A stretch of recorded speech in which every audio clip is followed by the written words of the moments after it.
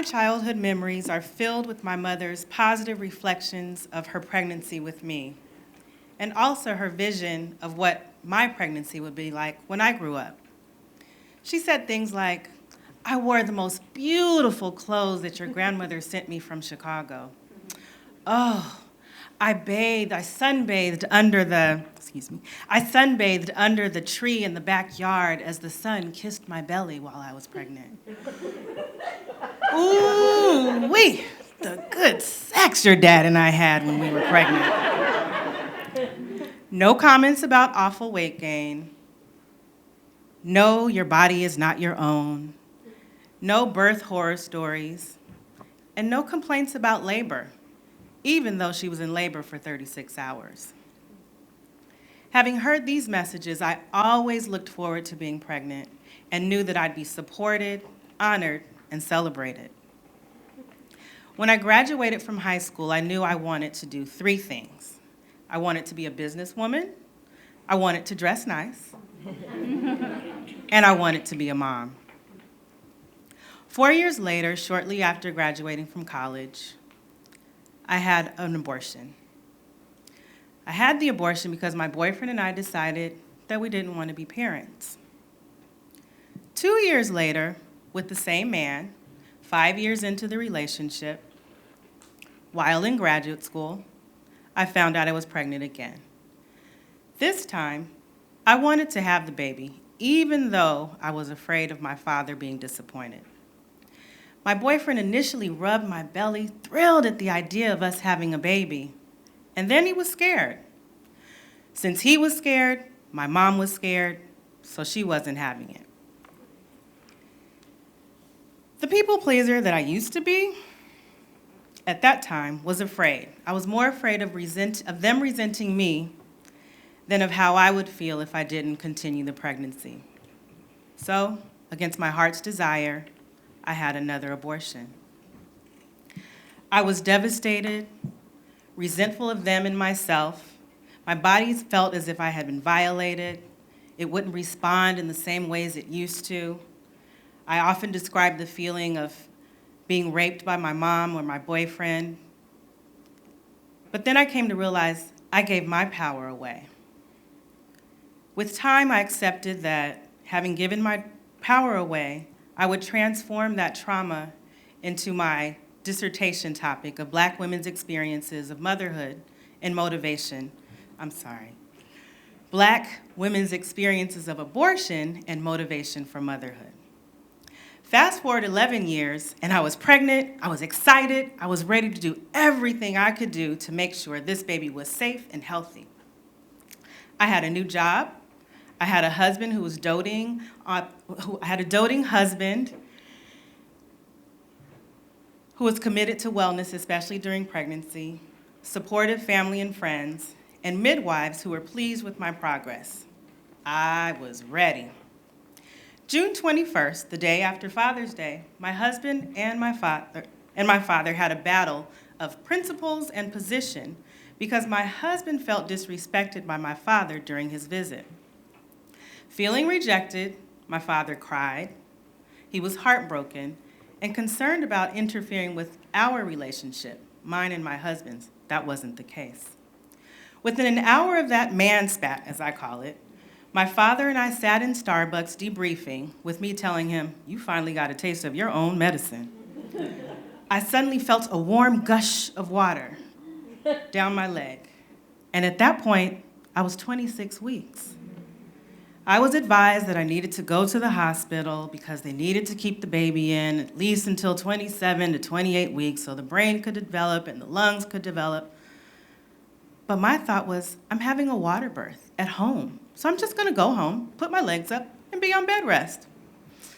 The fear that everyone had, the midwives, "You need to go to the hospital." Reluctantly, I went, and I said, "I'm 26 weeks, my water has broken." With an intention to be in the hospital for 3 months on bed rest, I quickly moved in.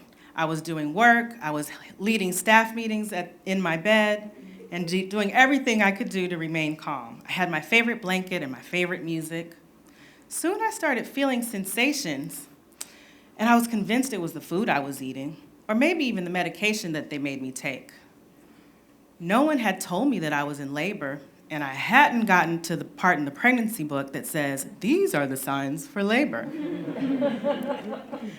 Had I known that, I would not have asked for pain medication.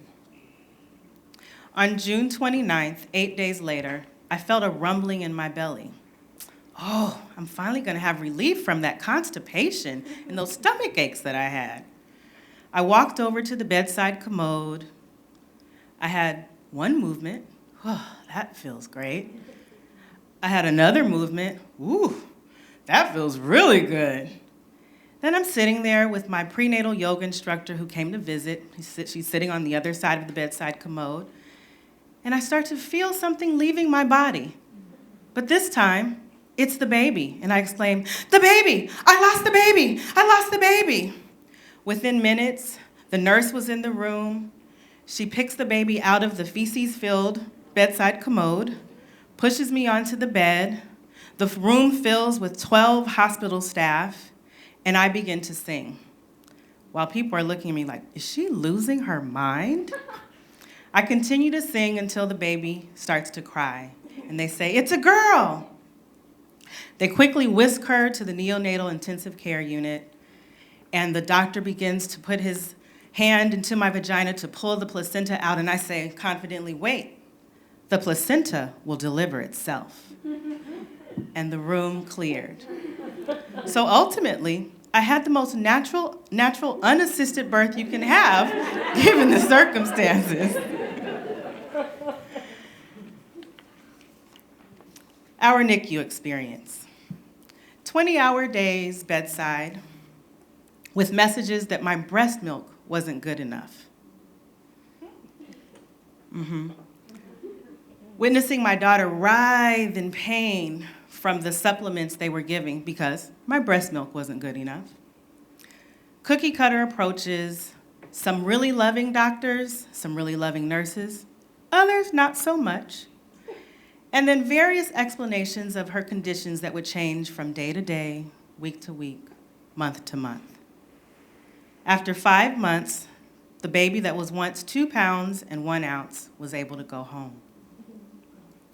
7 months later, on June 28th, 2006, my daughter, Na'ila Asha Merchant Taylor, passed away due to a disorder that should have been diagnosed during the 5 months that she was in the NICU. In 2008, I learned about a statistic that blew my mind. Black, college-educated women are twice as likely to have an infant die before their first birthday than a white woman who drops out of high school. One more time. Black, college-educated women are twice as likely to have an infant die than a white woman who drops out of high school. Education and income are not protective factors for Black mothers.